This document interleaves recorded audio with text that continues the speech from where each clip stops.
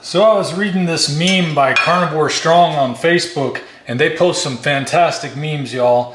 This one says, Big Pharma spends 19 times more on advertising than research. Just another friendly reminder, it's never been about your health. And you know, that's one of those things where I thought, this is the kind of thing somebody's going to fact check. And I thought, how do you fact check exactly that? You know, that you're going to look up how much healthcare is spending in particular to how much they're spending on other things. Well, apparently some companies do track some of this stuff. One of the interesting things I found is that there's one website that was showing how much they spent on lobbying. This one site called Open Secrets shows the trends in spending. And if you scroll down here, you can see view industries with the greatest increases and decreases in lobbying spending by quarter and by year.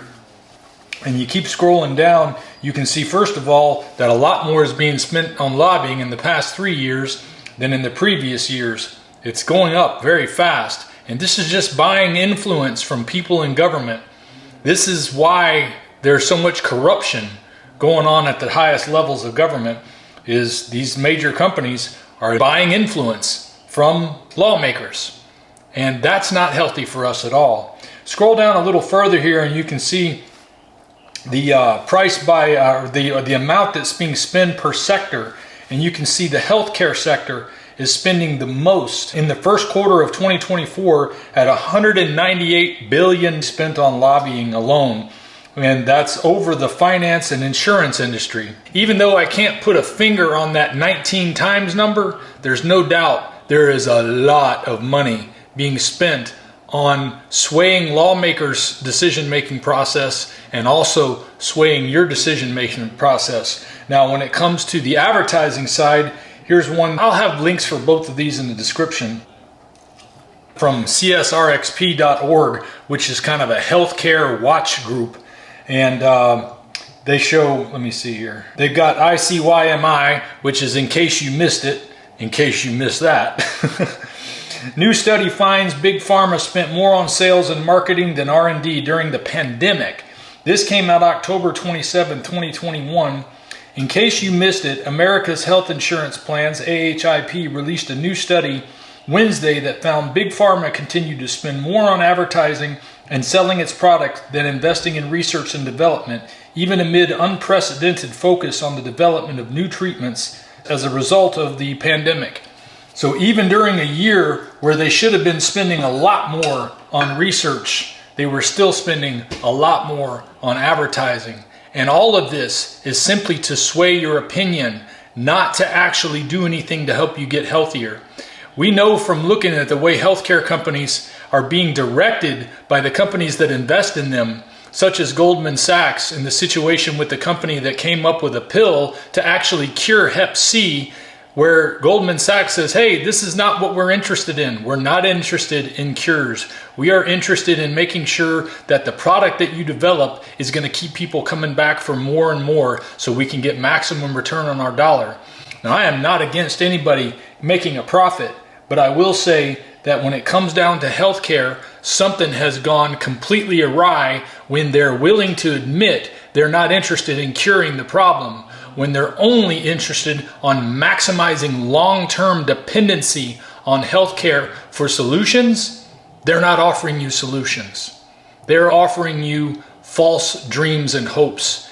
And we put too much stock, and when I say we, I mean people in general, put way too much stock in the healthcare system to provide for their needs, when you should be putting some stock in what you put in your body that's going to keep you healthy in the long run, and then making sure you exercise your body. You know, it's difficult. I can tell you from going through it just like you guys are in the real world that if you're working a full-time job, it can be difficult to maintain the exercise, but it is so vital and important. But even more important, I couldn't have done the exercise without getting my health right by putting the right foods in me. And in my case, that meant a carnivore diet, specifically the lion diet, where I only eat ruminant meat, water, and salt. And it has not only cured my weight-related problems, but it's cured so many other problems that I was having. It's nothing short of a miracle what it's been able to do for me and hundreds of other people. And I get so many comments from people that want to point out that it's only because I've cut out processed foods and I've cut out sugar. It's not because of the meat itself. There's practically not much else you can eat that's not a processed food. For people who want to keep telling me about their vegetables and their fruits, those vegetables and fruits aren't much more than processed foods themselves when they have been grown to have far more sugar content, far more carbohydrate content, so that they'll be sweeter and make you want to eat more of them. They're not even the natural fruits and vegetables that you're used to eating. All I can say is the evidence continues to prove to a carnivore way of eating for everybody that I meet that has gone this route, that it has changed things in their lives, and it might be the thing in your life that's missing to help you be as healthy as you'd like to be. Check out the rest of my channel for more information on how it's changed me. I'm 3.5 years in now on a carnivore lifestyle, and it has been the best change in my life. It could just be the best change in yours. Stop giving your money to Big Pharma and start investing in yourself. I'll see you next time. If we pay extra, could we maybe get some grease or fat? One of the things I do to fight back against big food and big pharma is to recommend companies that make animal-based products that are good for our bodies and good for our skin. In this case, I'm talking about Vintage Tradition. Vintage Tradition tallow balms are a go-to for me now, especially the unscented one. I like it because it doesn't have anything extra in it other than extra virgin olive oil and tallow rendered from suet. Highly saturated and therefore more therapeutic than any other. So if you want some ancestrally appropriate skincare products that are going to help support the carnivore movement, head over to vintagetradition.com and use my discount code Dante, D-A-N-T-E, to save 10% on your order. I promise you won't regret it. Their products are fantastic. I love them and I use them all the time.